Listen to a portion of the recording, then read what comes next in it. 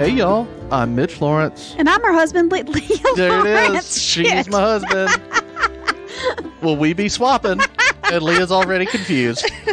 So here we go. I'm going to regale my husband with Southern stories of the macabre, creepy, and strange. And you best believe I'm going to be drinking. Oh. What are we drinking, Leah? We're going to be drinking Narwater? Mm-hmm. Yeah, okay. What's the flavor? Read your notes. I'm going to have my notes in front of me like a good husband. Yep. Tonight we are drinking, our beer of the evening is going to be Narwater Mango Guava. Yay! It is brewed and canned by Monday Night Brewing in Atlanta, Georgia.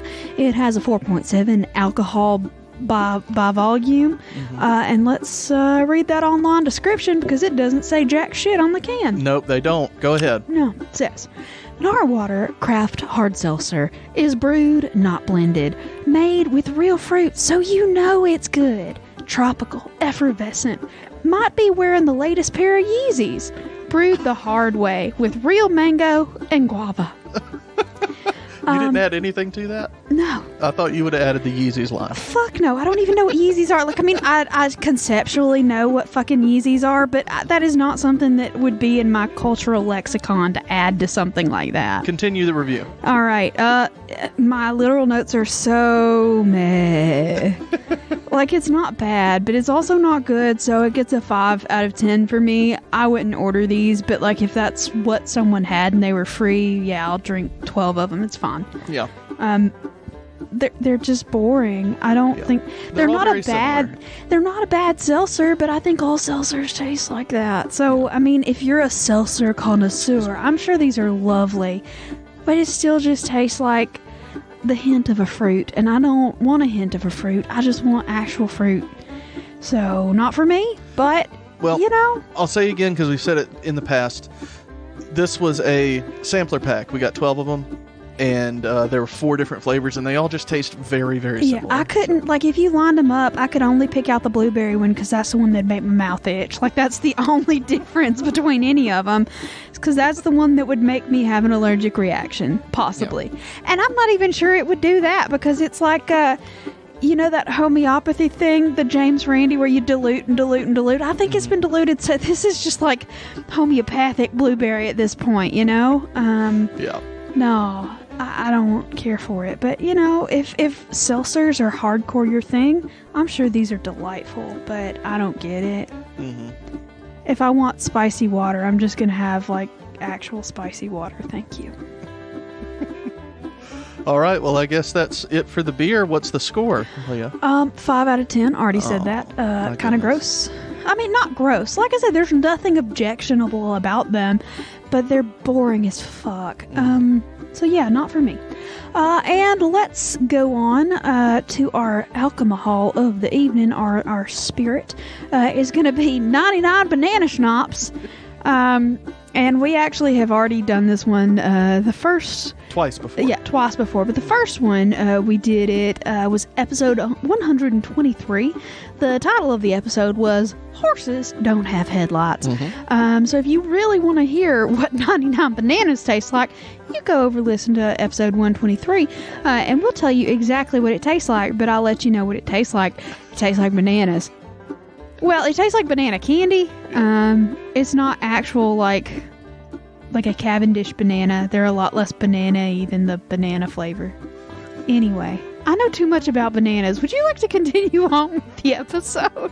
Did you give it a score or anything? Or did you copy it from Yeah, I copied it from the previous What notes. did we give it? We gave it an 8. Well, you gave it an 8.10 out of ice. What? 8.10 out of what? 8.5? I'm tired, and when I get tired, I stutter and I trip over words, and it's just been a struggle bus this week. So, let me try that again. It got an 8 out of 10 on ice. because it was in brackets too sweet. When you mix it with an orange soda, or I have it with a peach soda right now, and it's good too. A banana runt is what we called that one. But once again, I'm drinking a peach runt, I suppose. And then it got a 9.10 overall. So 9 out of 10 overall. 9 out of 10 overall. So if you like bananas or banana flavored things, this tastes like a liquid banana Laffy Taffy. If that sounds like something you would be into, yeah, it's 99 bananas. Everybody's had that. Well, thank you so much, Leah. Are we ready to move on? Yeah. You done with the alcohol section? Woo! All right. Well, I guess we're done with the alcohol section. So we'll go into our sassy Southern saying, Leah. Wow, that's exciting. Are Do you you have a excited? sassy Southern saying? I do. I'm excited to know if I know what this one means. The best part about this one, for me, because there isn't much upside here. Okay. The best part is that this has been used on the show, but we Okay. haven't featured it in this section yet. I searched our drive just to make sure. Okay. It was not a feature saying, but we have said it plenty of times. Okay. Okay. The sassy Southern saying is, happier than a pig in shit. Okay? Now, Leah, you go ahead and tell me what that means. It's just real happy. Just excessively happy. Just, have y'all ever seen a pig root around? Yeah. Okay. That's what it is. That's it. It's being real excited that you don't have to do the talking on the episode because you've had a rough week. And I was like, yeah, I'll fucking do it. And y'all just get to hear me stumble over words instead the whole time. That's exciting. So Leah's happier than a pig in shit. That's true. Honestly, I think the only person that I've ever heard that like really uses that frequently is our friend Amberly. She actually has said that like in real life. But I mean, like it's a normal saying down here. It's just my family my grandmother is the one that I get most of my sayings off of, and sometimes my grandfather. And neither of them would say the word shit. So not something they would say. Happy as a pig in the sunshine, instead of the shit. Covered in shit. I mean, generally, but because the shit cools you down, and the sunshine dries it on. Yeah, for a nice crust effect. But happier than pig and shit. That's delightful, Mitchell. Thank you. Did you enjoy it? So much. Good. You are such a good phrase finder. Excellent. All right. So let's get into our stories. We're going to go ahead and say this is an Anything Goes episode. These are not Southern stories. Leah gave me the topics, but she's never delved into these things very much. So we're going to talk about two fun things that are not from the South. Woo! And I'm going to go ahead and tell you, the toast is the best part of this. Well, spoiler alert. Without shit. a doubt. Yeah. So you know what? Y'all got to stick around. Yeah. You got to stick around to hear it, okay? Because I am not a good storyteller. I acknowledge that. And I'm going to be sitting here basically reading. So. And if you're from TikTok and this is the first. Yeah, we aren't normally this shitty at the beginning. Hey, yeah. Sorry. My bad. Unless I drank all of the beer. No, if you're new to this podcast, we have been posting a lot on TikTok lately, and we've had some people interested in the podcast from over there. So if you're new to the show, this isn't the normal format. Go listen to some of the other episodes. Yeah. This is just a fun...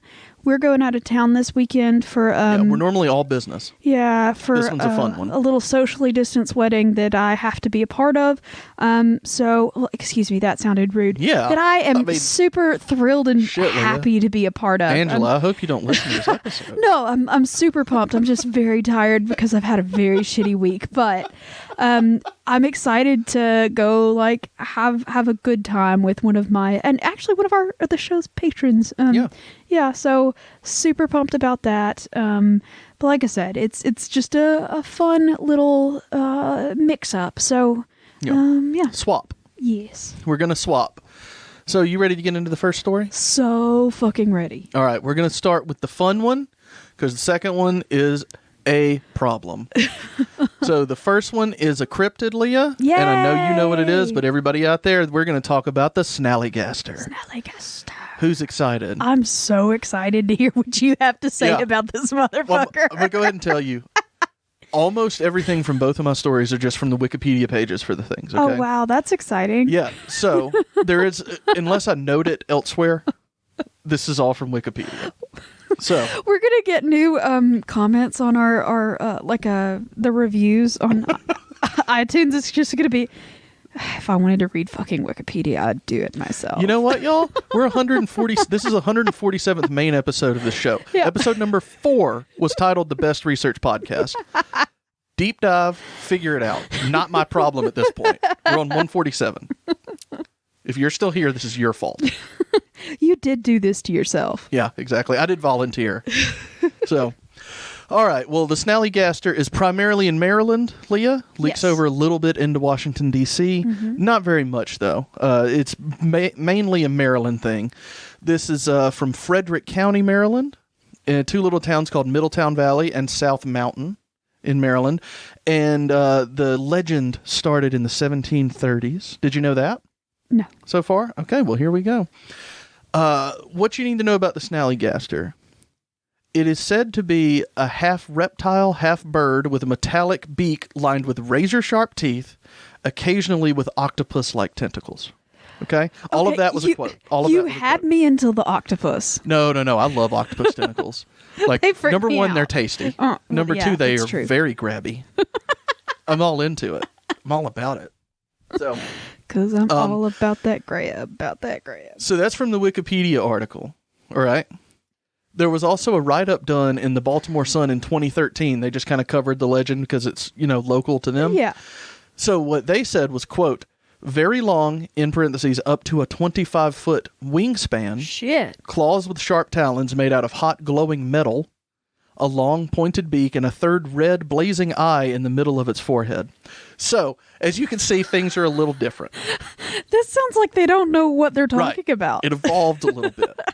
It's said to have sucked the blood of its victims. Go ahead, I'm sorry. It's like a Pokemon, so it starts it out all evolved. cute and then it keeps adding until it looks terrifying. Yeah, it evolved. Yeah, Like it. that makes sense. Well, it sucked the blood of its victims, it said, but I never found an instance where, in the entire Wikipedia section, I never found one instance of it attacking or injuring someone. It's just, because this is primarily a folklore tale, Yeah. so it seems to have started as like a boogeyman that they would tell their children about. Don't go wandering about because the snallygaster, I almost said snarlygaster. The That sounds like snallygaster's fun too. gonna get you. It's gonna suck your blood. It's kind of like their, what is that thing in Mexico? The bloodsucker? The chupacabra? Chupacabra. It's kind of like a chupacabra, but with wings and octopus tentacles. And I'm all about it. I don't think you know what the chupacabra looks like because No, I that's, don't. But it not the sucks same blood. thing. That's all I know. Sure, but like it doesn't have any birdy Yeah. characteristics whatsoever. Anyway, so the snallygaster seemingly started as a way to terrify children, Yes. to just scar them for life. But it grew out from there to where people actually believed it was a thing, and it kept growing and growing. And people started painting a symbol on their buildings, primarily their barns. Leah, did you know about this part? No idea. This was said to ward it off, kind of like a scarecrow. So, by the way, the soundboard is out at the moment. I can't get it to restart. I'm so sorry. But we're going to do a shot in the dark. Shotgun, Leah. Perfect. Oh, man, let's edit that out or edit it down. That's going to pop out a little Sorry. bit. So, what symbol was thought to keep the snallygaster away, okay? You ready? Okay. We have A, a 7-pointed star, Okay. B, a cross, or C, the Trinity knot. What did they paint on their buildings? Or structures in general. I don't like not knowing the answer to Right? shit. That Right? pisses me off. 146 other instances? Jesus Christ. Times 2. There's 2 questions in each episode. Shit, I really don't like not knowing. A, B, or C, bitch?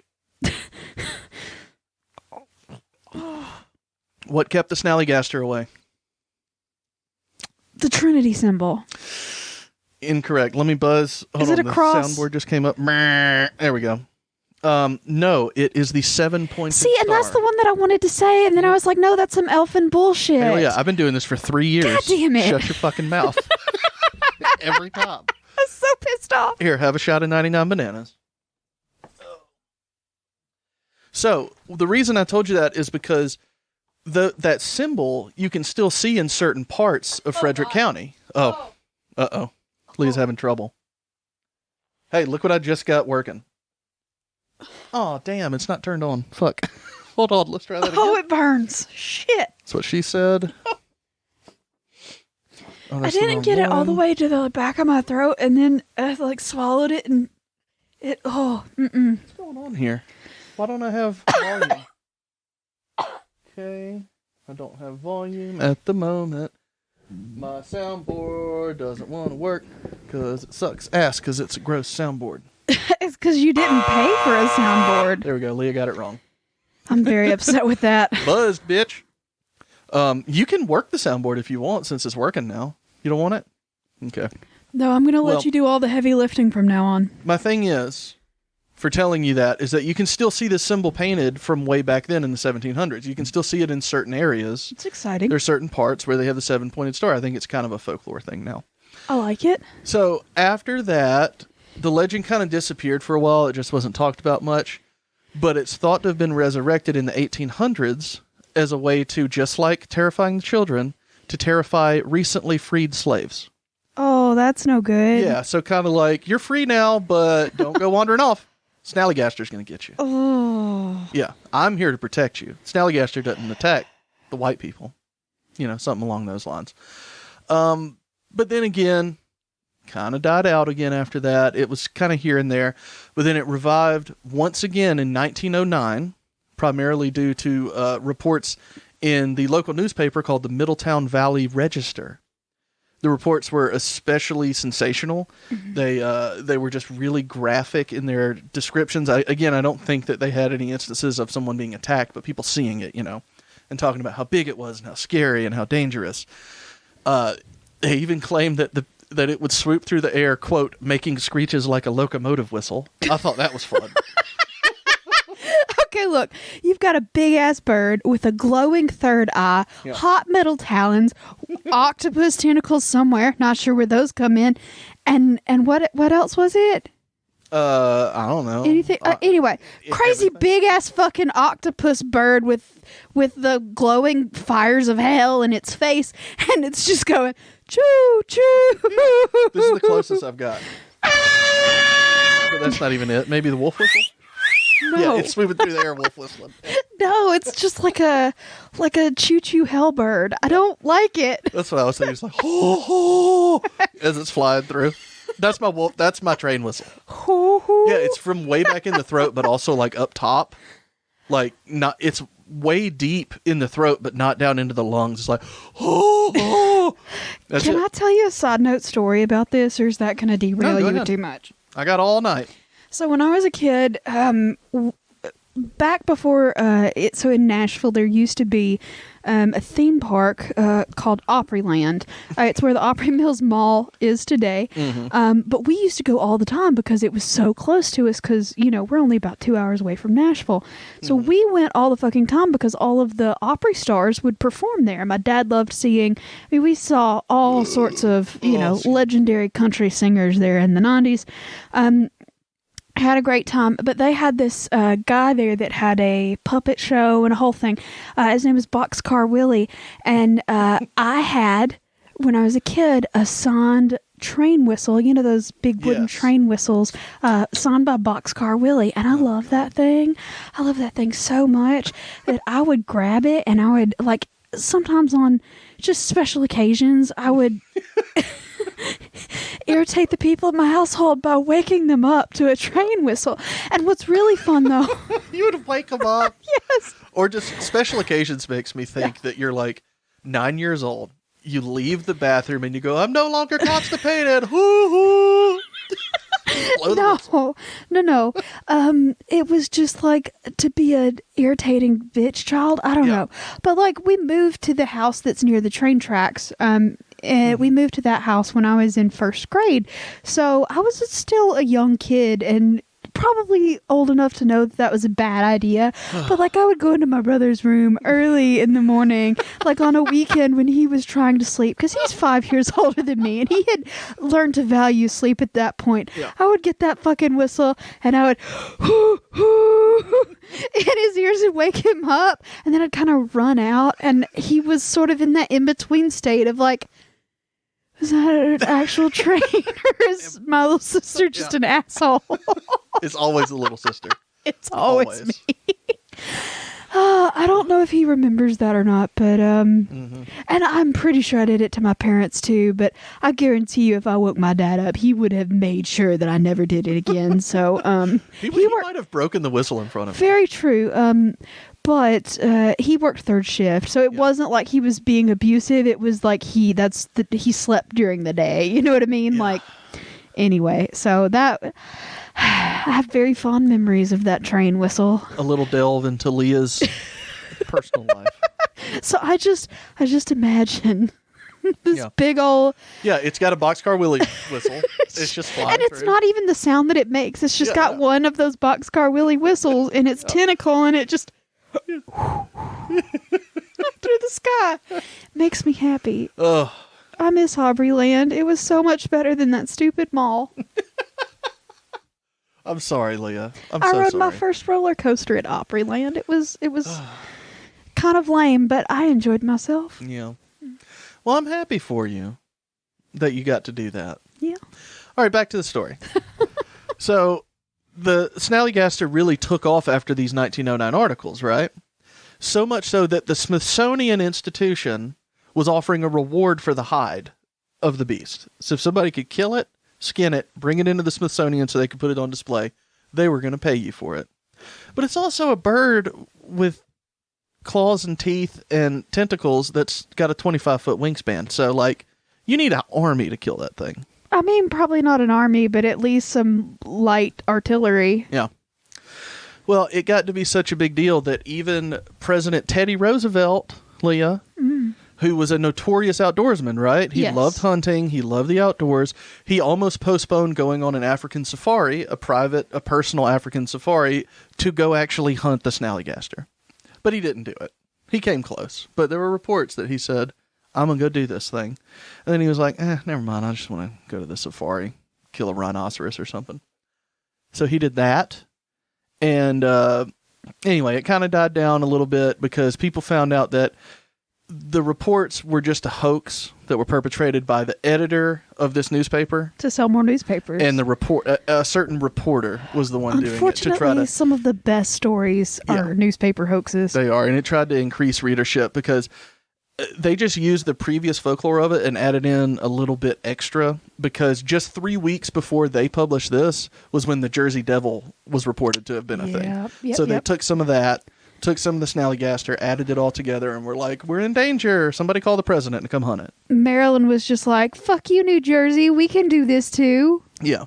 So that's really the last we hear of the Snallygaster in, like, people might be spotting it type of thing. But it has its place in history. First point I have up here. Did you know this, Leah? In 2017, J.K. Rowling added the Snallygaster to Fantastic Beasts and Where to Find Them. Yeah, so it's in the Harry Potter universe. Did you know that? Yeah. That's exciting, isn't it?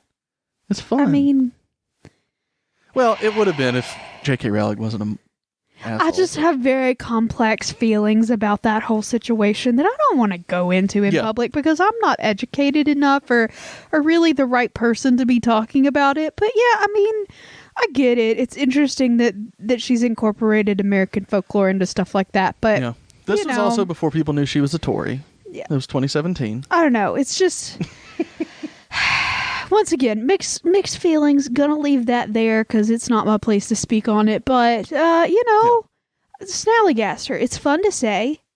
It's one of my favorite cryptids to say. Well, honestly, it's like that conversation we had a week ago about separating the artist from the art. This is a personal conversation Leah and I had, where some people are like able to separate like Bill Cosby's work from who he was as a person and Michael Jackson's work from who they were as a person. You know, like you can still love Harry Potter and still think J.K. Rowling's a moron. You know, it's okay. Yeah, I mean, like I said, there's different levels of that, and I just don't... It's been like a complicated grappling of how I feel about all of that. And I legitimately don't know. And right now, like I said, I am not a trans person and I am not the person that I think I am not a marginalized voice that needs to be heard when it comes to stuff like that. So I will defer to people that actually have the education and the experience. Yeah. If you are trans. But yeah. But like I said, we we believe trans people are valid in any kind of expression that they have, and we love them, and we will fight for them in anything that they, are, want, or do. Just rock on. But I still like Harry Potter, so yeah, I mean, I do, and Sorry. it was something that was really. It kept me from going off the deep end in high school and junior high. So, well, hell, elementary school. I started reading those books when I was in 4th grade. So, you're so old. It's a very deep, complex situation, and that's all you need to say. Yeah. It's just complex, and I don't support her. I'm not buying any other licensed merchandise, but I still have that heart connection to the characters in the books and the actors that were in the movies, and it's complicated, and I wish people were better people. That's all. I agree. I wish people were better people too. But there's more instances of the Snallygaster. I'm so excited. Okay. So not more like sightings or anything, but there is a Maryland-based whiskey called the Snallygaster that's made by Dragon Distillery in Frederick, Maryland. That sounds fun. So that's good. I would love to try it, but I haven't seen anything around, so it's probably more local. Yeah, most likely. I really think that it would be a really good name for a minor league baseball team or something. Yeah, the Snallygasters? Yeah, the Snallygasters. Or a bowling team. What are you? God, we're the Rolling Snallygasters, No, I don't like that at all. Never. The answer is never a bowling team. A putt-putt golf league? What do you want from me? Yeah, it would be a great putt-putt team name. Yeah, perfect. There is also, Leah, something that we need to look into. There's a beer festival every year that started in 2011 called the Snallygaster Beer Festival. Is it in Maryland? It's in Washington, D.C. Oh, that's fun. But they did have one in 2019, but I didn't see anything for 2020. Yeah, my guess is everything got canceled. Obviously, they didn't, because they've been having it in October, I think, every year. So I'm not sure if it's coming back, but it's gone on every year since 2011 through 2019. Yeah. So it's just like what we have here with the microbreweries that put on that festival. It's the same kind of thing. Yeah. It's just called the Snallygaster Beer Festival. That's fun. I would love to go. I would too. But that is it for the Snallygaster, Leah. I fucking love a Snallygaster, man. I didn't know. I had seen illustrations and art merch of Snallygaster, but mostly I've just seen it on lists of cryptids that I've thought was interesting but haven't delved into because, mystery and suspense, and also it's just fun to say. So I could really get on board with it more if it weren't for the tentacles. That's all I'm saying. Yeah. I'm not a tentacle girl. Oh, you're into tentacles. You know about tentacle porn, speaking of? I am very well aware, and we do not have to have that conversation because that is not my alley at all. Honestly, again, I'm not marginalized. I don't know that I should be speaking about tentacle porn, but I know how it makes me feel. I'm not for it. Thank you. If that's your bag, you watch it, you enjoy yourself, but it's not for me, and I don't want to look at it. Honestly, right, octopuses freak me out. That's it's octopuses. Anyway, octopuses really freak me out. They always have. They're way too smart. Their skin freaks me out. The chromatophore thing. They can fit into any fucking space. They do puzzles faster than people. They're so smart and they're so freaky. And their DNA is weird, and it's man, there's been a lot of interesting science come out about octopuses lately. Yeah. Fucking weird, man. I don't like it. They're incredible creatures. They're amazing, but I'm scared of them. And they taste great. And see, that's the thing. I do love teriyaki octopus. Oh, man. But then that makes me feel super bad because, that was a very intelligent creature, and why am I eating it? You ready to feel super bad? Yeah. Because here comes our second story, Leah. Oh, no. This is going to be a bummer. Yeah. Leah knows the topic, but again, she doesn't know details. We are going to discuss the unsolved, still to this day, Villisca axe murders. This is from Iowa. So I'm going to go ahead and give a trigger warning here. There's some extreme violence in this, and I didn't take much of it out. No, and there's children some extreme die violence, as well. and there might be a little bit of sexual assault. That part is kind of glommed over, but there could be some involved as well. So if you don't want to hear any of that, And also specifically if child death triggers you, yes, that's a thing. Yes, children are involved as well. So let's just go ahead and get into the details. Again, all of this is from Wikipedia. So I'm so excited about your deep dive into... Here we go. Villisca was a railroad town in Iowa. And this was, 1912. Okay, year 1912. So on the evening of June 9th and early morning of June 10th, 8 people were brutally murdered with an axe in a house in Villisca. Okay? Villisca. I can't say that right. I don't know why. Those 8 people were the 6 members of the Moore family. This was at the Moore house. Are you okay? No. What are you laughing about? Myself. What'd you do? I said beat down. Oh, Leah. Y'all. This is not the time.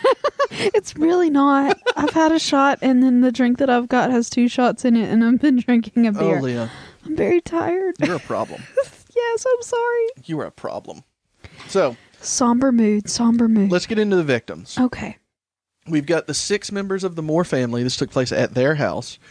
Those are the parents, Josiah and Sarah, and their 4 children, Herman Montgomery, who was 11, Mary Catherine, who was 10, Arthur Boyd, who was 7, and Paul Vernon, who was 5. So 3 boys, 1 girl.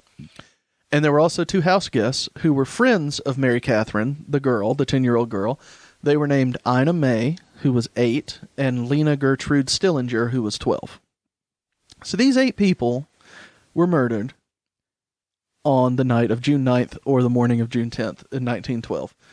So what happened was on June 9th, all 8 of them went to the Presbyterian church that they were a part of to an event that was organized by Sarah called a Children's Day program. It was just an event that she had put together. She invited some, preachers and stuff. And they stayed there till about 9:30 that night. They walked back to the Moore house right after that. They got there about 9:45, 10, so they were close by.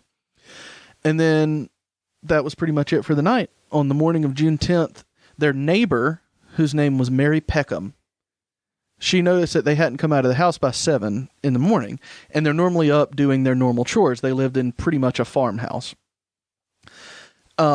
So she got kind of worried. She knocked on the door, kind of yelled for them, "Hey, anybody in there?" Look, if my neighbor comes knocking on my door at 7 in the morning... It's a different time. No, ma'am. We have a problem. Yeah. You need to go away. Here's what happened. She got no response. She tried to open the door. It was locked. So what she did was, okay, I'll just help out a little bit. She let out their chickens, and she called Josiah's brother, Ross. So if my neighbor comes over at 7 in the morning and I don't answer the door, just let the chickens out, and we'll figure it out the rest of the day. Just let out my chickens if I haven't gotten up and gotten them out yet, right? Don't touch my chickens. Well, she's not. She's letting them out. You. They have to root. Anyway. So Josiah's brother Ross came over.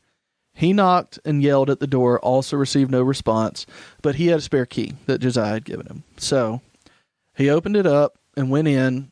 Mary Peckham stayed on the porch. And when he went in, he started in the parlor, which is just like a living room. I didn't know that until recently, that a parlor is just like a side space in the house. Wait, how old are you? Exactly. You really didn't know that? Yeah, well, I've never had a parlor. I've never been in a parlor. Or we called it something different. I mean, technically we have a parlor. So. It's just got a bunch of bullshit in it. Yeah, it's our storage room. So he went into the parlor and he saw the 2 house guests, Ina May and Lena. They were dead in the bed. Ina May was asleep like normal, well, in her sleeping position, and Lena was kind of what they say crosswise across the bed. So they had both been beaten to death with an axe. Okay? These young children. No. So in the parlor also was the axe that was used. So Ross turned around and told Mary, "Go call the police, get them over here." The police came really quickly, but as she did that, he walked through the rest of the house and found everyone dead exactly as they were sleeping in their beds. They all had bed sheets over them, and they had all been beaten to death with an axe. Can you imagine being that brother and having to be the one that walked in on that? You find all those people in the exact same position and everything like that. So the killer or killers had hung up aprons or skirts, whatever they could find in the house, to just cover up the windows, and that kept anyone who was passing by from seeing in. All the victims' heads were covered in bedclothes that prevented blowback, spatter, and splatter from the actual blows from the axe. And do they think it was that, or like I read a lot about true crime and stuff like that, but a lot of the times if a killer covers a face, it's because they know the person and it's trying to keep them from being human to them. So like it's a form of dehumanization, so they can kill them less impactfully to their own psyche, or is it just because, hey, it's convenient that I'm not getting blood on myself? Well, all they think that it was, and we'll get into a little bit more later of why they think that, is to keep the blowback from, like, you know, providing evidence as the person leaves the house. Yeah. That's what they think. So let's just get into the investigation real quick, because there's not much to the investigation. The investigators pretty much determined that the killer or killers had waited in the attic for everyone to fall asleep. They had gotten into the house while everyone was at the church and just went in the attic and waited. So now it's time for a shot in the dark. What did the investigators find in the attic that led them to this conclusion? Do you know this before I ask you this question? I don't, and now I've never seen the attic in our own house. Like, I've never, like, gone up a ladder, because we've got, like, lock the whole... our doors. So. Yeah, I get it. Cool. But, like, now I'm super sus about our attic. Yeah. Okay, so what did they find in the attic that made them think that the killer or killers waited up there for the people to come home and fall asleep? Okay, ready? A, candy wrappers. B, cigarette butts. Or C, human fecal matter. Leah's so upset. What'd they find in the attic, Leah? It better not be poo. What'd they find? What'd they find up there, Leah? Cigarette butts. It's right. It's cigarette butts. Fuck yeah. Yeah, I added shit. That was all me. I don't know why that gave me such a visceral reaction. I'm like, oh yeah, axe murdered body, sure. Shit in the attic. Just sitting there, just in a pile. Yeah. I'm sorry. Maybe that's not the healthiest reaction, but oh god, that's rough. I told you. It's burns. Been so long since I've had it. Yeah, it burned real bad. That's very strong shit. It's 99. I forgot that's 45 percent. Oh shit. Yeah. Or no, 58? 59? It's 99 proof. I don't know what that means. 49.5. There we go. Fucking ass. Oh, I'm having a problem. Whew. Because it's 99 bananas. Yeah. Bananas. All right. I'm going to stop you. So here's what investigators think happened or thought happened. Why are you laughing? Because I'm a little drunk and I remembered me singing Bananas earlier. I like to drink. 99 Bananas. Bananas. There you go. So, investigators think that the murders most likely took place between midnight and 5 a.m. Right? They think that the killer or killers started in the master bedroom. Josiah was first, and then Sarah. So the parents were first. Every one of them was bludgeoned to death with the blunt side of that axe, except for Josiah. He was hit in the face with the blade repeatedly. In fact, investigators think that the killer or killers killed him with the blade side, bludgeoned everyone else in the house, and came back and hit him more with the blade in the face. So he's clearly the actual target of all this shit. This is what they're thinking. And they think that because I don't know how to describe it except to say exactly what the article said. They think that because there was a shoe that had blood in it that was knocked over after the killers came back. Somehow they knew that, you know, they'd killed both of them, left, and while they were gone, a shoe had sat there and collected blood And when they came back, they knocked it over and spilled all the blood out. So that's what they think happened. Like that his wounds had time to sit, and then they came back and hit him again. So to get even more graphic, he was hit so many times that his face was completely destroyed, including the fact that his eyes were missing. That's what they said. He did not have eyes anymore. They disappeared. That's a really common, like, trophy kill kind of. So maybe they took them, but what I could gather was that they think that they were just obliterated in the attack. Yes, they were obliterated with the blade side of the axe. Woof. Yeah. So, anyway, let me think. So then excuse me. Whew. So after they killed, they think that the two children in the parlor were the last, the house guests. They think that because the axe was left there in the parlor. That's where it was found by Ross, right?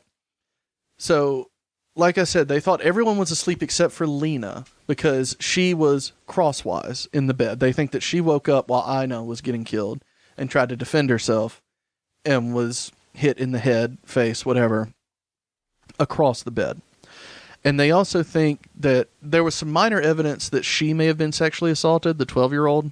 So that's where that part comes in when I said trigger warning about it earlier, because she wasn't wearing underwear, they said. And her dress was like up. But again, that could have been from her waking up, being hit and falling, and the killer wasn't going to like put her skirt down, her bedclothes. So they're not sure because it was 1912 and they didn't test that kind of thing, but they think she may have been sexually assaulted. And it's also pretty probable that since she was a young child that they wouldn't have done as extensive of a look because of just propriety's sake. Yeah. Which I mean is probably not the best way to conduct things, but I mean a lot of stuff like that went unknown because you didn't, even after death, people were very squeamish about inspecting genitalia and stuff like that. So it makes sense. Yeah, they didn't want to do it. Or it's also possible that they did and they found that out, and it's also not something that they wanted to like leak into the public knowledge because it's indecent. So propriety, right? And I mean, the children's parents were alive, so. Well, that's the details of the crime. Yes. Okay. We're going to get into the suspects that, again, are listed in Wikipedia. There may be more. But these are in no particular order except for just my own interest. Okay. So I put like the most interesting ones toward the end for me. Okay. The first suspect is a man named Sam Moyer.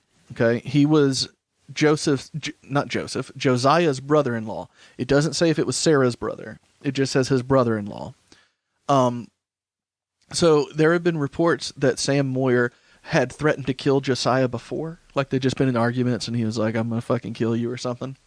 But he had an alibi. He wasn't anywhere near the house. He was cleared pretty quickly. Yeah. Second suspect is a man named Andrew Sawyer.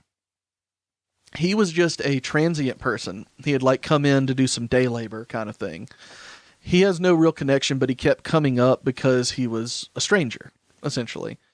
And to put it very generally, what I read goes into a lot more detail, but he was just quirky. He was what anyone else would say is weird, but he was like, he was very interested in the case. He asked a lot of questions. Probably neurodivergent in some way. Right. He was very interested in the case. He asked a lot of questions. He asked about details. So the employer who hired him for that day turned him in because he was so curious about the whole thing. But he was able to prove he was in another town that night, like basically the night before or two, because he was arrested in another town. So he was arrested for vagrancy somewhere else. Yeah, there you go. He wasn't even there. All right, the next one is probably the weirdest one, and the one that they definitely thought did it at the time. It's a man named Reverend George Kelly. He came to Villisca on June 8th. Remember, the murders took place on the night of the 9th into the morning of the 10th. He came on June 8th to teach at that Children's Day thing that Sarah put together, right? And he left on the morning of the 10th at about 5 a.m. He just left town. That's not spooky at all. Right. It had been reported that he had a mental breakdown as a young man, so this added a lot to his suspicion. It seems irrelevant, but it comes up. He also, just like Andrew Sawyer, was fascinated with the case. He wrote letters to the police and to the families of the victims, like just basically exclaiming that he wanted details. He wanted to know things. He was very into the case. Way more so than Andrew Sawyer. Way more. And in 1914, 2 years later, he got arrested for something completely different. He was sexually harassing a woman who had interviewed to be his secretary. He was like sending her weird messages through the mail and like asking her to do things, and, just being a fucking creep, right? Yeah. And he was a preacher? Yeah. That makes Reverend sense. George Kelly. But he was sent to a mental hospital after that. And then in 1917, they arrested him for these murders. So 5 years later. Okay, so there was actually an arrest made. Yes, there were a couple of arrests made. Okay. Right. So he was arrested pretty much because he confessed to doing it. But he later recanted, said that he was coerced. We know if you've watched any kind of true crime things. That's legitimately a thing. Right. If you've watched any kind of true crime things recently, you'll see all of these coerced, goddamn. What am I thinking? Confessions. I got it written right here. Why didn't I look? Coerced confessions and false confessions that you see constantly. But I didn't know in 1900 they were like, yeah, of course you didn't do it. Because he did it in court.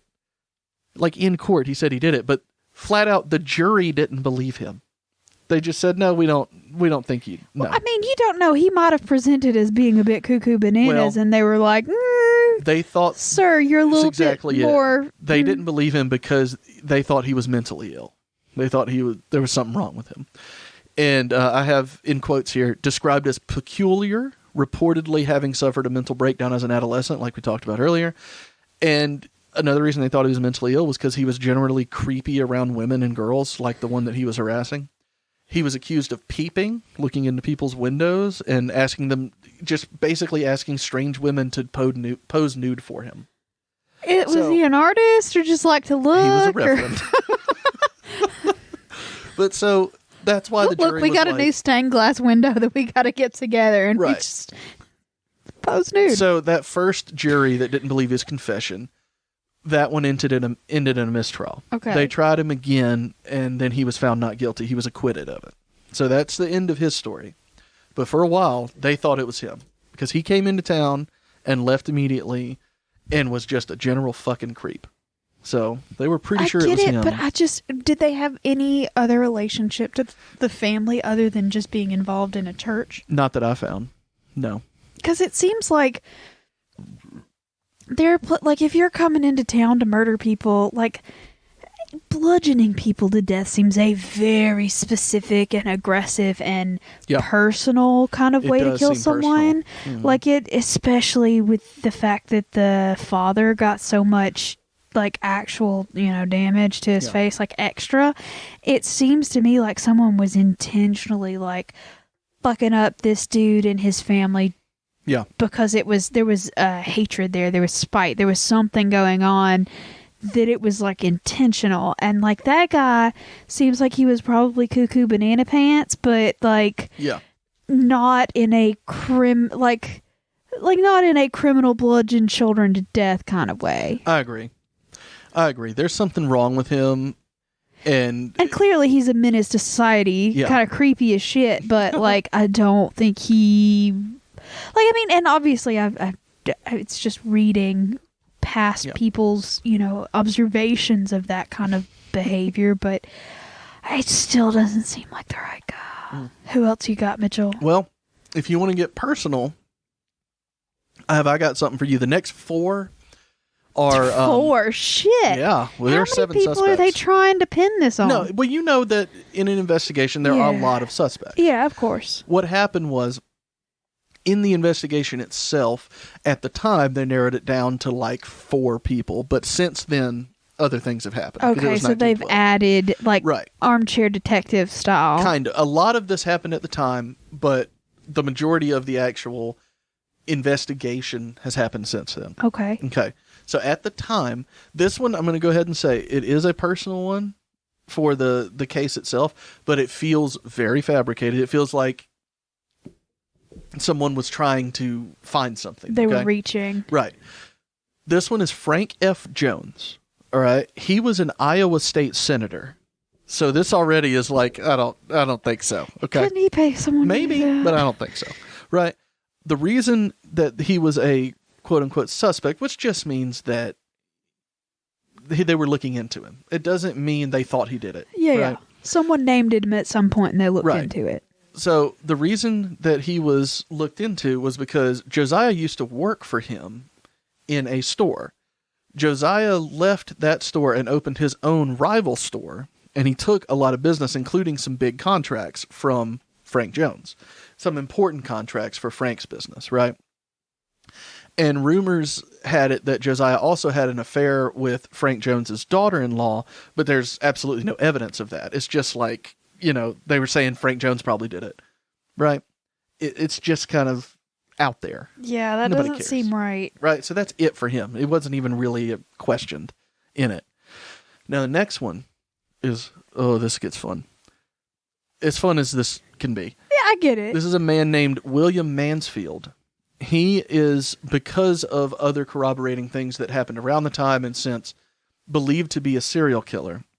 Ooh. And supposedly, people think that he was hired by Senator Jones to do this thing. Okay, that's more believable. There you go.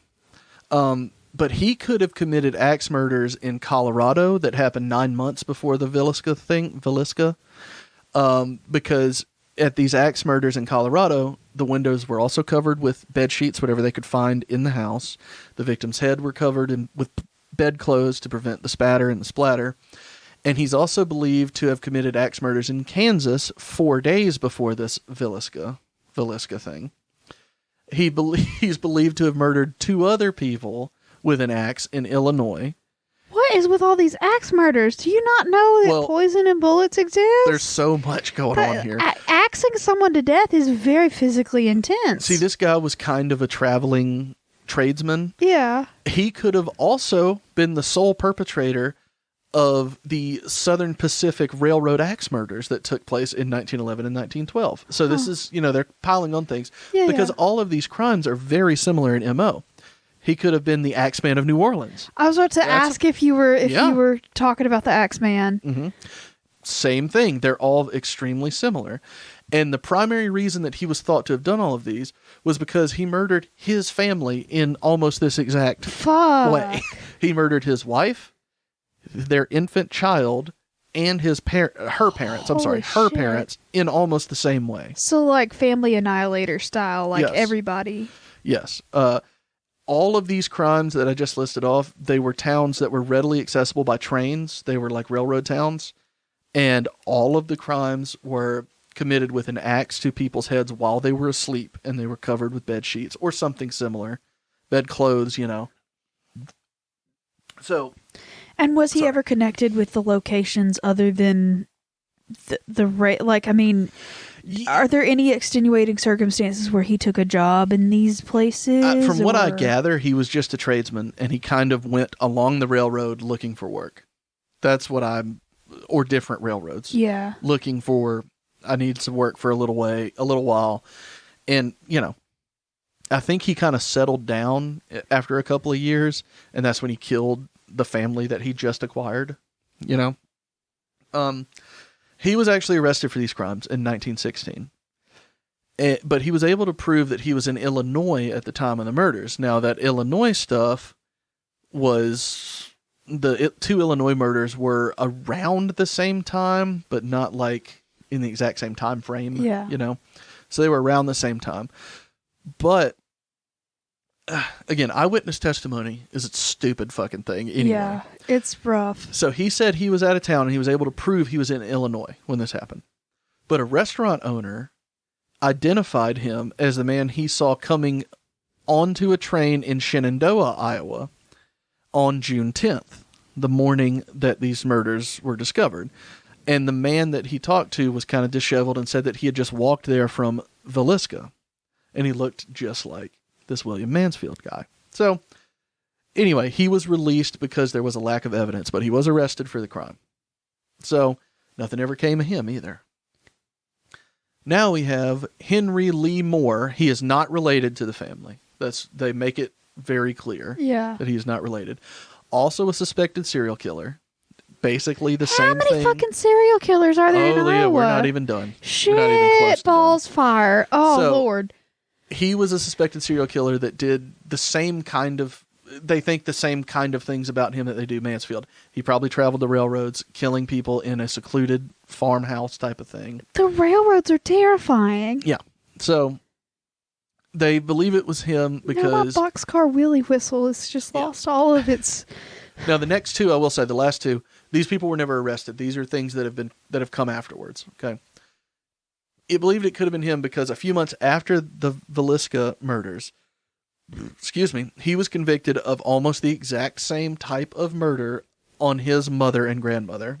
He did the same kind of thing. He covered the windows, he covered them with a bed sheet or bedclothes, and hit them with an axe. Look, we have discussed that divorce is a better option than axe murdering me, well, right? This is his mother and grandmother. Hopefully he wasn't fucking them.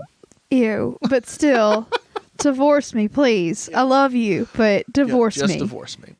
So, again, he's the same thing as Mansfield. He could be responsible for the same ones as Mansfield, or maybe they each did some, but they're all very, very similar crimes. All of them together, and they think that these two people were both kind of transient and were brought in for some purpose, maybe by the senator.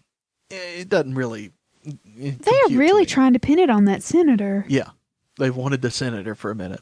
But this one has nothing to do with the senator. This is the last one, and the one that investigators nowadays who can look back at things think that it was most likely this person. So this is a man named Paul, either Mueller or Miller. I'm not sure how to pronounce it because it's Mueller, and those are always different. I knew someone with that last name spelling that was Muller. Some people say Mueller. Some people it's Miller. It just depends. So, beside the point. There was a book written in 2017 by a man named Bill James and his daughter Rachel McCarthy James. They were specifically trying to solve the Villisca murders. And the name of this book is The Man from the Train. It was published in 2017. And they think it was probably this man who was a serial killer. This man was an immigrant, possibly from Germany. They're not entirely sure, but they think probably Germany because of the Mueller name. What? So many fucking serial killers, man. Yeah, they think all of these were serial killers. But, statistically speaking, we probably have just as many serial killers now. Mm-hmm. I don't like that. Yeah. Well, yeah. So this I have extreme anxiety, and I do not do well with facts like that. You just got to keep the doors locked, Leah. And don't hire farmhands. That's a big one. That's a real big one. It's extremely important to our sustained livelihood. I'll just make sure that our 0.8 acres is free of farmhands. Yeah. We don't hire dog babysitters. We don't hire housekeepers. We're fine. We'll just live in our filth. We're fine. We have a Roomba and a turd butler. Yeah. What she's talking about is we have a cat litter robot. So that's what she's talking about when she says turd butler. I mean, otherwise it's just toilets. What do you mean turd butler? What the fuck is a turd butler? I'm actually going to start calling our toilets turd butlers. Yeah. So we have the turlet, that's the cat toilet, and now we have our own turd butlers. Good God, Leah. Look, we do have the Continue. the bidets on our bidets. Toilets. They're kind of the turd butlers. No, those are the ass washers. Spin cycle. Are you okay? No, I'm very drunk. Well, let's finish. Butler, man. Let's finish Mr. Mueller, whatever his name is. Okay, so he was so suspected of this because he was the sole suspect in an 1897 murder of a family in Massachusetts that was almost exactly the same, just like the other ones we've talked about. There, he was a hired farmhand, and they think that he committed these murders and ran. They never caught him for these murders, but he was the only person that was ever suspected of committing those murders in 1897 in Massachusetts. So in this book, that the Jameses put out, they say that he may have done this 14 times and killed a total of 59 people. Holy all shit. in almost the exact same manner, including all of the murders we've already talked about in Colorado, Kansas, Illinois, all of those, because the crimes are just almost exactly familiar. So here are the details of those crimes that have the similarities between all of them, these 14 instances that they laid out. All of the families lived near railroad tracks. All of the murders were people that were ambushed while they were asleep at night, and they were covered with bed sheets, or bed clothes. I don't even know what bed clothes are. I guess those are bed sheets, right? Yeah. All of these murders, these 14 that they listed, the murder weapon was an axe that was already at the residence. Not necessarily in the house, but on the property. It belonged to the family, and it was grabbed by whoever did the slayings and was used on the family. It was usually the blunt side of the axe that was used on the head or the face of the victims while they were covered in asleep. The axe was left in plain sight. It's actually said that the axe was always cleaned of blood and left in plain sight. So question, are they using the axes that belong to the households, or Yes. is he bringing an axe No, in? it's always axes that are already there. Or she, I don't want to be misogynistic Well- about my axe murderers. Well, we're talking about Mueller right now. So, excuse me. And that is a he in this instance. Yes. But let's not assume. You're right. Yeah. So that axe was left in plain sight, like I said. All the victims were covered, like I said. All the windows were covered from the inside by whatever they could find. Usually bed sheets, but it could have been skirts like the other place, or like the Villisca. God damn, why am I having so much trouble with that word? I don't know. With like the Villisca ones. It could have been skirts or any other fabric that he covers the windows with to make sure nobody sees in if they could be passing by in early morning hours. Every time the doors were locked before they left, so they probably left through a window, maybe an attic window, something like that. And occasionally there was a sexual motivation with a pubescent girl, like a 12-year-old like Lena.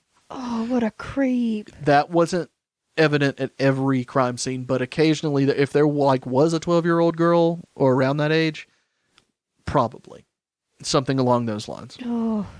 But again, they published this book, and people who have looked into it said this is probably who did it, most likely.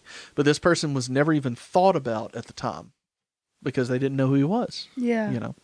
So that's pretty much it for the Villisca murders. Villisca.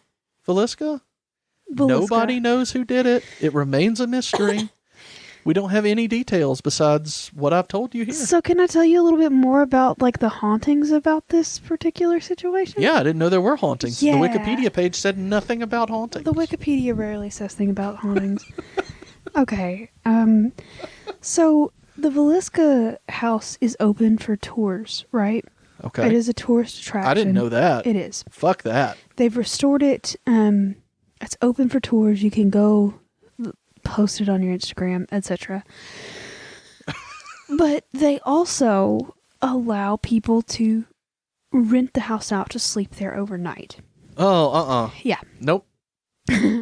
Yeah, so you can rent this house out and you can sleep there and do whatever kind of investigations you want. They specifically stipulate that you should not do any kind of seances, no Ouija boards, no rituals of any sort, because Don't bring them back. yeah, we don't Motherfucker. We don't need anything like that. But I've seen, I think, a few of the different ghost shows. I'm sure this is a very popular story, so I assume most of the different ghost stories, shows, most of the ghost shows. Sorry. Yeah. Most of the ghost shows out there in Minnesota. Most of the ghost shows have actually been there. But everybody that I've ever listened to, because a few podcasts that I've listened to, they've actually gone and done the spending the night there kind of thing. And basically, most people get the standard, creepy feeling and orbs in their photographs and stuff like that. But there's also like an attic room that they have like a lot of kids' toys set up in, and like you can ask ghosts to move shit, and like things move up there.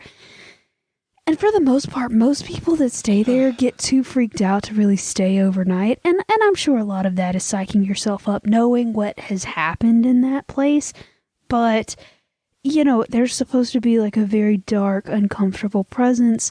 And a lot of the people that do pay to stay there overnight don't stay there overnight. So, I don't know. There's a lot of stories, and you can look them up, about just different hauntings and energies and just feelings that people get from that house. But, you know, if you live near Iowa and you want to spend the night there, that's totally an option for you. Just putting that out there. Don't go. Yeah. I mean, I would tour it. Like, I've always wanted to go to the Lizzie Borden house. It's a bed and breakfast, too. I'll go. Like, I think that would be cool.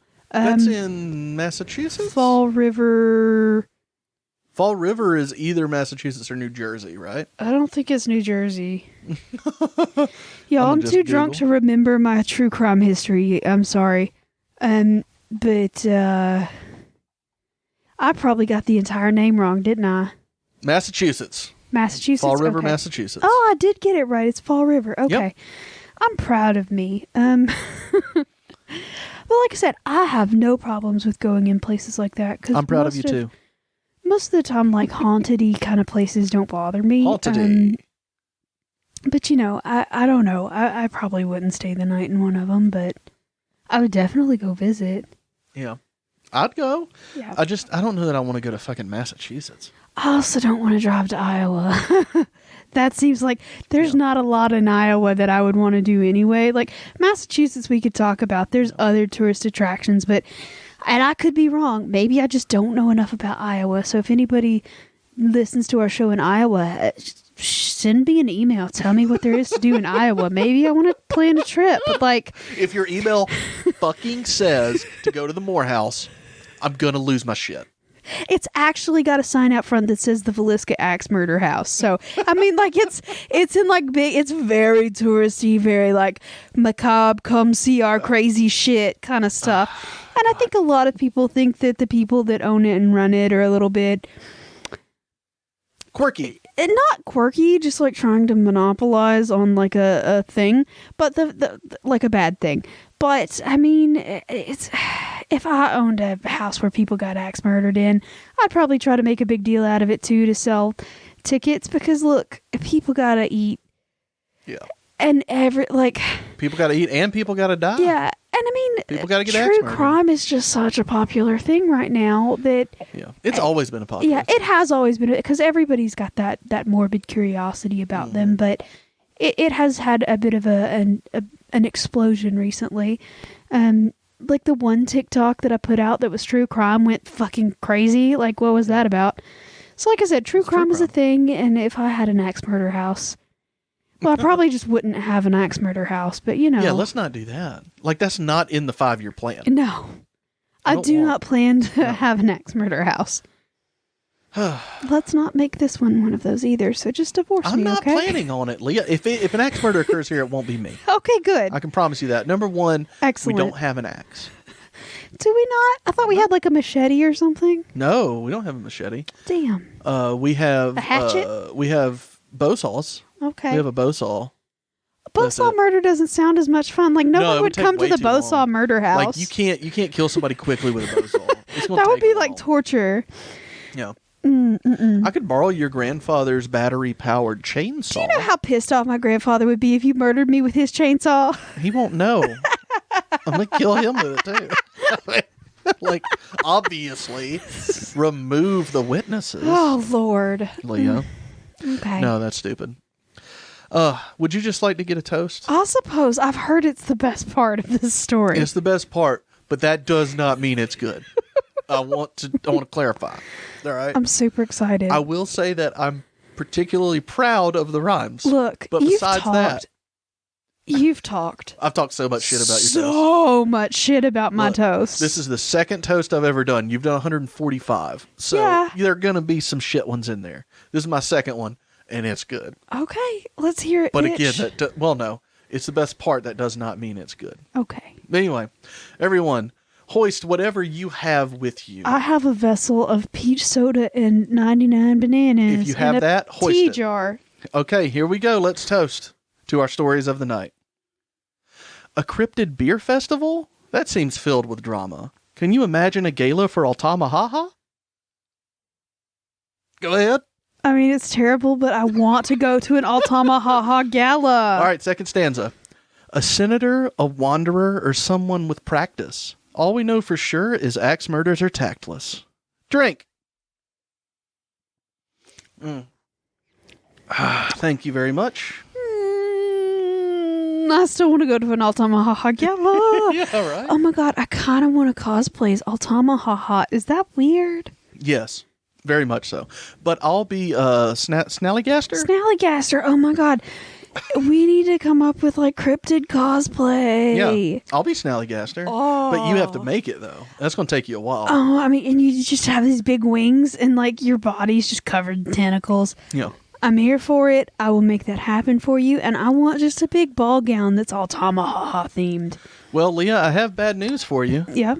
I know that you're really excited about cosplaying cryptids. Yeah. But right now, you have to do the outro. Oh, I don't know that. You don't know the outro? Leave me alone. Come on, you got it. You did so good on the intro. So guys, You did so good. you should follow us on all the places that we are followable. There you go. And you should mail us stuff at the place where we get mail. Perfect. And we have a TikTok And give us now. money at the place we get money. Yeah, that too. No, you can follow us on Facebook and Instagram and Twitter and now TikTok if you want to at Southern Spirits Podcast. We have a P.O. box. You want me to say it? No, I got this. I love it. Go. 1743 Hartselle, Alabama 35640. You can send us postcards or other awesome stuff, or you don't have to, but I like postcards. And we Patreon. we have a Patreon account at patreon.com/Southern Spirits Podcast. If you want to become a member of the Possum Pestle, you are more than welcome to do so at that address. Is there anything else, Mitchell? I really don't think so, but I ask you every time. That's so. absolutely fantastic. And, sorry that I got so drunk this time. You are forgiven. Awesome. Tell them when we'll see them again. We'll see y'all next time. Bye, y'all. Bye. Bye, y'all.